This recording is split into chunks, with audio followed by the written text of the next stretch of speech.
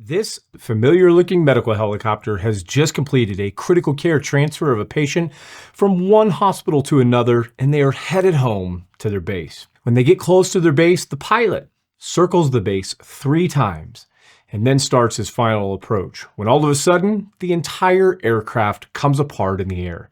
It crashes into the ground in several large pieces and kills everybody on board. What could have happened here? Well, the NTSB certainly seems to be pretty confident in its findings, but is it possible that a huge lawsuit afterwards points to something a bit more negligent? Stay tuned for the full tragic story on this episode of the Dr. Medic.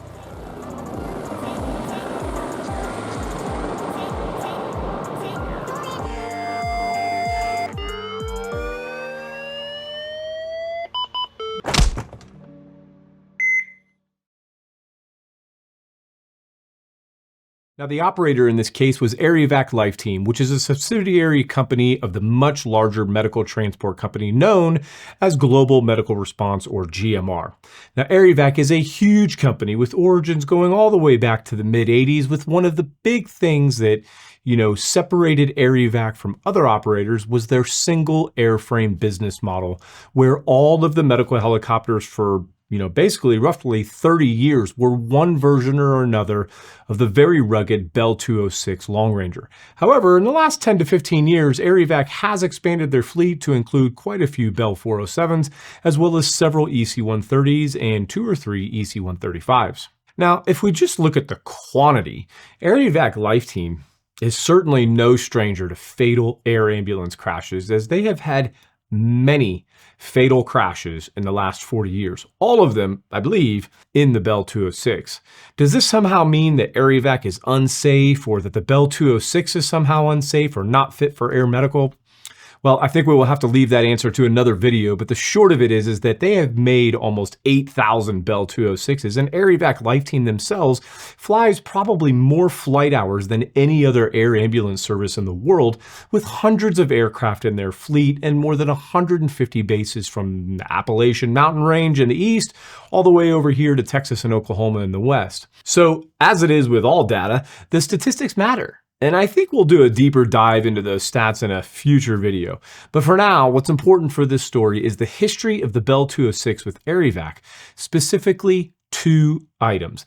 Number 1 being that the Bell 206 is a 2-bladed helicopter, and this leaves open the opportunity for mast bumping, which in short is where the rotor hub of a 2-bladed helicopter can, tilt far enough to actually hit the very mast that the rotor hub is attached to, which can cause catastrophic damage to include the entire rotor head separating from the mast, as well as the same time tilting the blades back far enough that they actually sometimes can chop off the tail boom of the aircraft.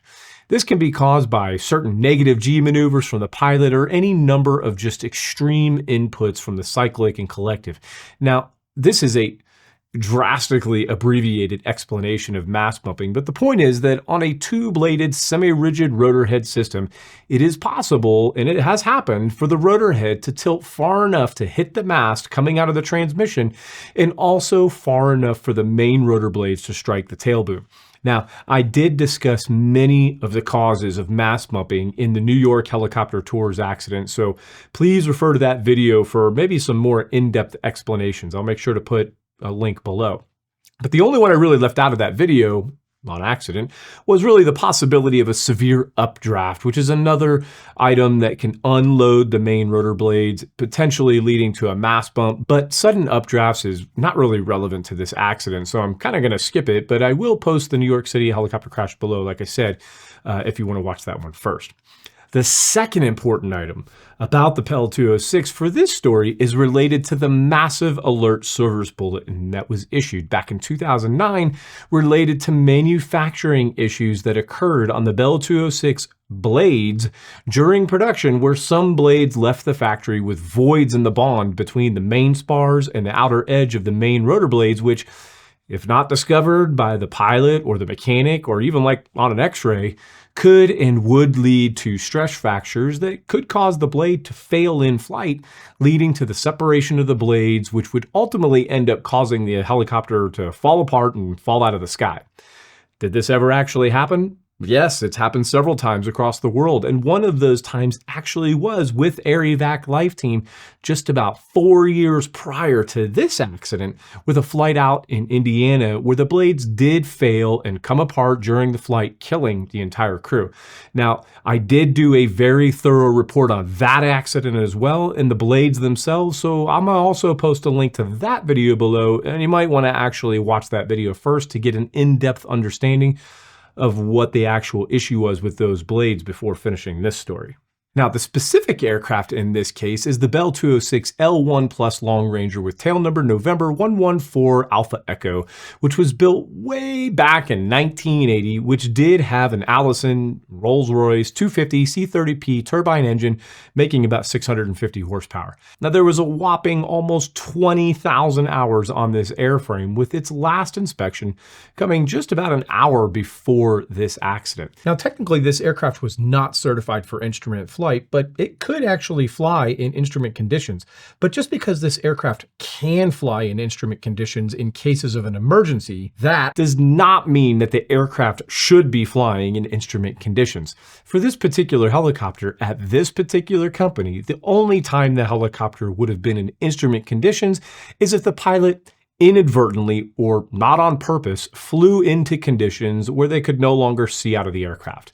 It is at this point that the pilot would then have to transition from visual flying where he would have been just looking outside of the aircraft to now instrument flying where now he would be relying 100% upon his gauges and instruments to fly the aircraft. In other words, if this Bell 206 found itself in instrument conditions, it would be a true emergency and the pilot would have to follow the company procedures, which would include things like declaring an emergency, contacting ATC, leveling off the aircraft and then climbing to some predetermined altitude to where he can see, and then follow ATC's directions on how to find a safe place to land.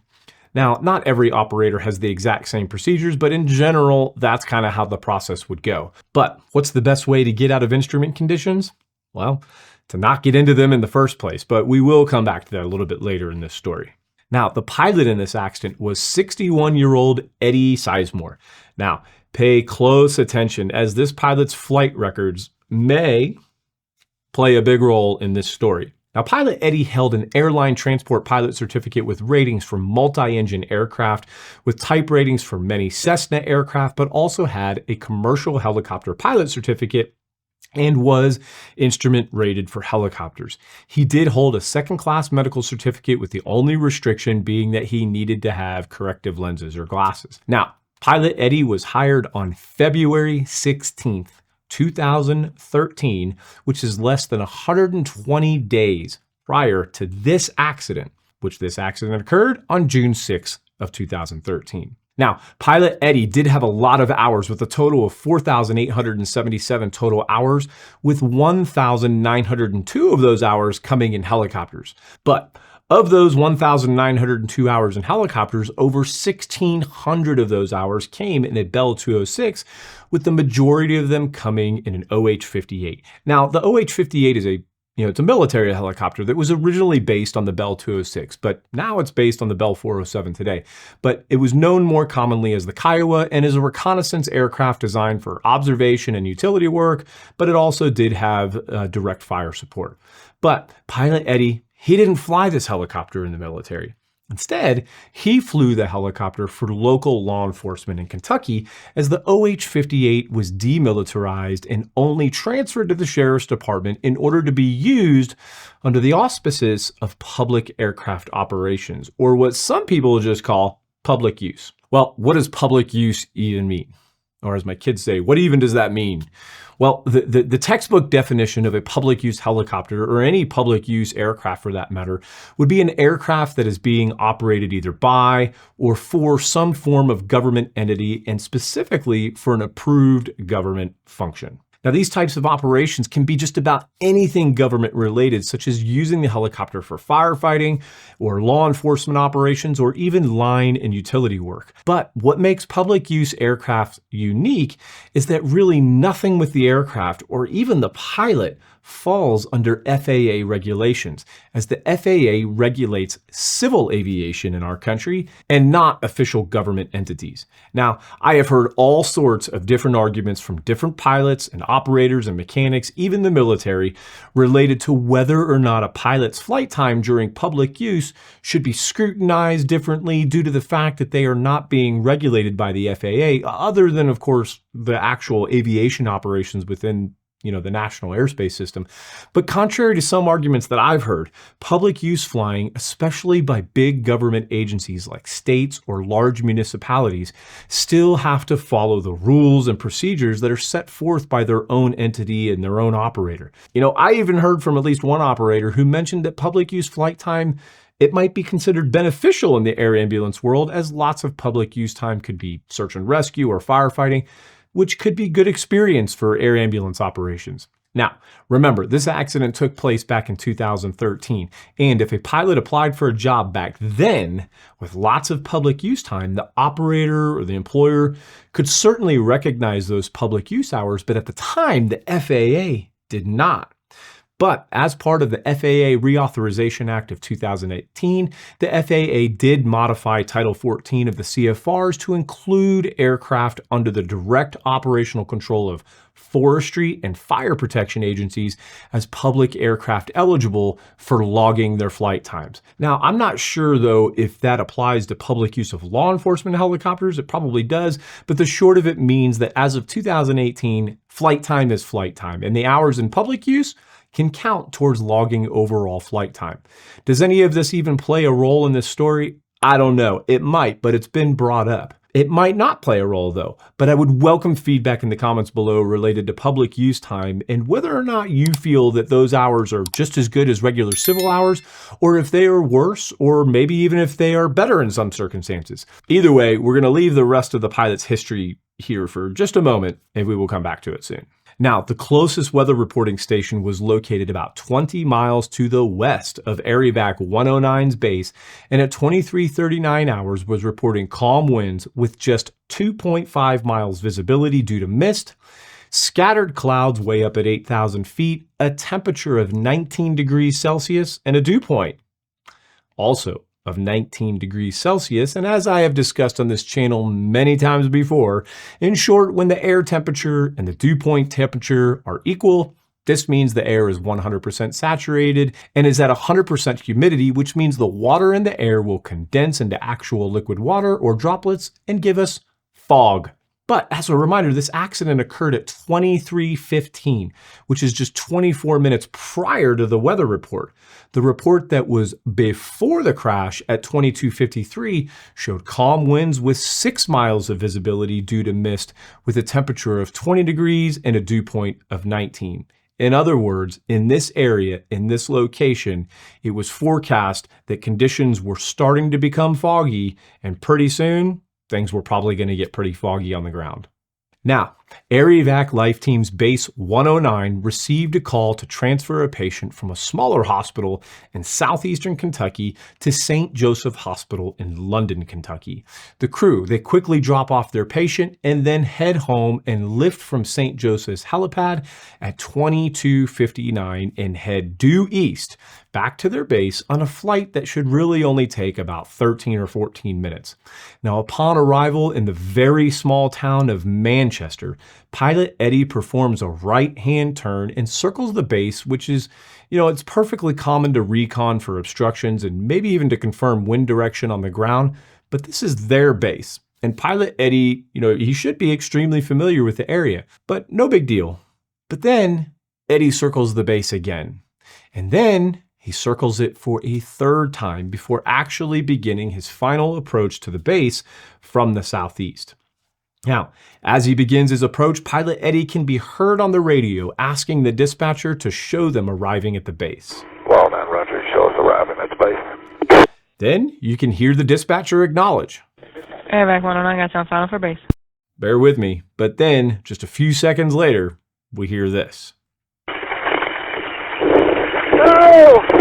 Man, that's a hard one to listen to. But right after that radio transmission, the aircraft crashes into a parking lot of the elementary school directly across the street and less than 800 feet from their base, erupting into a massive fireball. 61-year-old Eddie Sizemore, 40-year-old flight paramedic Lee Dobbs, and 28-year-old flight nurse Jesse Jones were all killed in this crash. So what happened here? Well, the NTSB did a pretty thorough investigation. They examined the crash site. They sent the engine off to Rolls-Royce for a full investigation. They did a detailed exam of all the wreckage. They performed toxicology reports of all 3 crew members. They reviewed the weather and even sent some evidence off to the National Museum of Natural History to see if they might have hit some birds. Well, let's get rid of the easy stuff first. No bird DNA was found, and the toxicology reports were all unremarkable. Now, aside from serious thermal damage, the engine was found to have no abnormalities and was most likely making full power when the helicopter crashed. So let's take a look at the wreckage site itself. Parts of this helicopter were found on the ground nearly 300 feet prior to where the main fuselage impacted the ground in that big fireball. The main rotor blade, along with the entire upper deck of the helicopter, which is the part of the helicopter that holds the engine and transmission. This entire upper deck and rotor blades were found 300 feet to the east of the main wreckage site. One of the blades remained fully intact and the other blade was separated, about 149 inches away from the main rotor mast. That separated blade showed very clear signs that it had separated by bending in an upward fashion, and the fracture surfaces were all consistent with the tip of the blade bending in an upward direction, not hitting the tail boom. And that main rotor mast was bent 5 degrees up at the top due to mast stops on the rotor hitting the actual mast. The lower part of the mast was actually bent almost another 20 degrees. The tail boom and the tail rotor were found 300 feet to the northeast of the main wreckage. That tail boom was also noted to have separated from the main cabin due to compression forces that occurred on the right side of the tail boom, not from the tail boom being chopped off.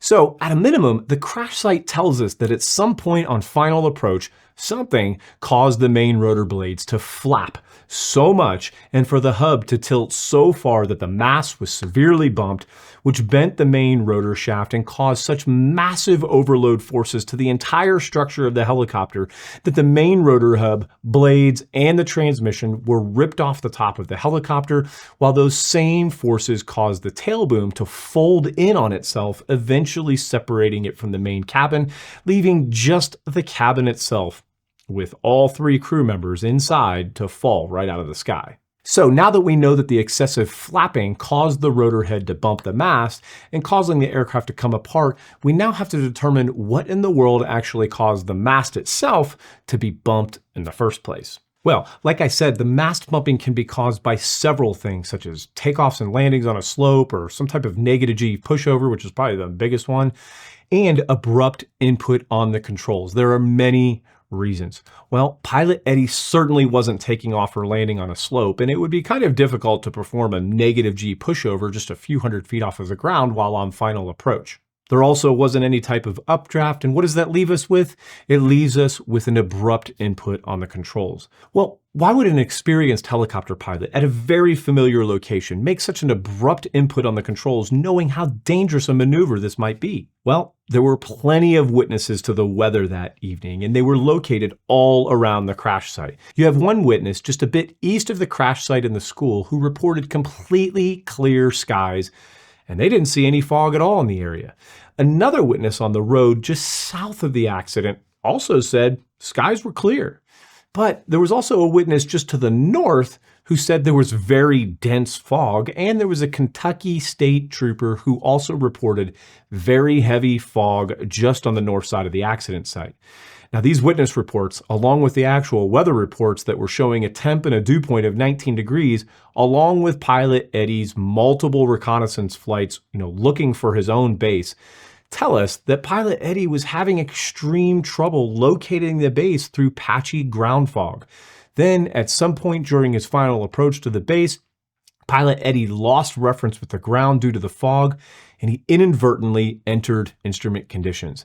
He most likely was overcome then with spatial disorientation, and as a last-ditch effort to level off the aircraft, he made massive and abrupt inputs to probably both the cyclic and the collective, which caused a massive amount of blade flapping, causing the mast bump, which ultimately led to the complete separation and destruction of this helicopter in flight. The final probable cause as listed by the NTSB was the pilot's loss of helicopter control due to spatial disorientation when he inadvertently encountered night instrument meteorological conditions, which resulted in the in-flight separation of the main rotor and tail boom. Now, the CEO of Air Evac Lifeteam at the time was Seth Meyers. No, not that Seth Meyers, different Seth Meyers. And he was quoted as saying that Pilot Eddie's judgment was, quote, not in question, and that this was an unfortunate situation that Eddie found himself in. You have seconds to make decisions. Well, yes, I guess this was unfortunate, but I would disagree that Pilot Eddie's judgment was not in question. The weather was forecast for IFR conditions, and the weather reporting just 30 minutes prior to this accident showed prime conditions for fog in an area that always has ground fog. The skies were clear at Pilot Eddie's cruising altitude, and he was clearly looking down at patches of ground fog, some of which were covering up his own base. He could have easily turned around and gone back to London or any other number of locations instead of trying to land through this fog. Now, add to this that during my interviews of both pilots and med crews that worked with Eddie at the time, that Eddie was struggling to be successful at many bases and was routinely being moved around from base to base, with several med crew refusing to even fly with him. And there were also several pilots who mentioned that Eddie destroyed an OH-58 while doing marijuana patrol for the Sheriff's Department when he flew the helicopter into some power lines, shattering the windscreen, but was somehow able to safely land the aircraft. Also, remember that Eddie had just been hired a few months prior to this crash, and Air Evac reported that he had 0 night vision goggle time and had logged just 13 hours of NVGs since he got hired. Now, the investigation was unable to determine if Eddie was wearing his goggles at the time of the accident, but let's assume that he was. We can remember from previous episodes that one of the big limitations of NVGs is that they can be very deceiving when it comes to thin clouds and mist, meaning that it certainly is possible for the NVGs to make you think that visibility is better than it is, and then you accidentally fly into foggy conditions and suddenly lose all ability, to reference the ground. And this is one of the reasons why it's so important, obviously, to come off of your goggles, but it's also very important for the med crew to also understand what they're looking at and not just to assume that because they can see through their goggles that everything is clear. Med crew, the paramedic and the nurse also have to be cognizant of the fact that they should lift their goggles up or look underneath their goggles to verify what it is that they're looking at every now and then. And one good thing is I think back at this time in 2013, it was just the pilot and one med crew who wore the night vision goggles. And I do believe that Air Evac has now invested in all the crew members wearing night vision goggles. I don't know if that's been put into place yet, but that was what was reported to me. And listen, making this entire story even more bizarre involves the lawsuit that occurred afterwards. Now, the families of the deceased sued Bell Helicopters, claiming wrongful death based on liability and negligence on behalf of Bell Helicopters, as they claimed that none of what I just told you occurred.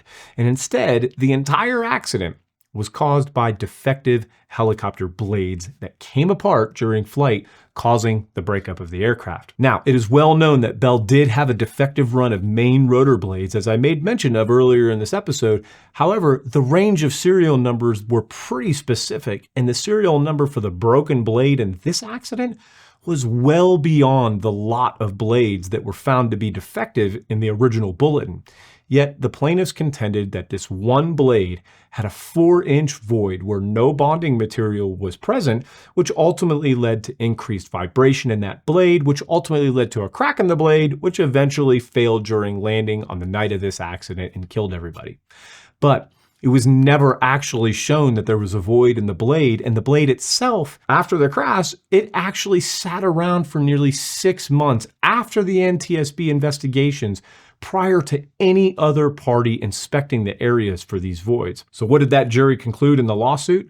Well, on September 30th, 2017, the jury did find that Bell was negligent and that the blade was defective and awarded a total of $21.7 million to be split up amongst the surviving members of all 3 crew members.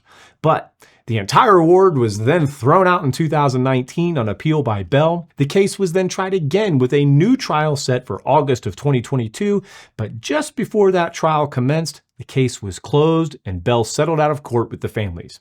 Now, I did reach out to Air Evac Lifeteam to get their response on everything that I just shared with you, as well as to inquire about what their risk assessment process was in 2013 and how it compares to their risk assessment now.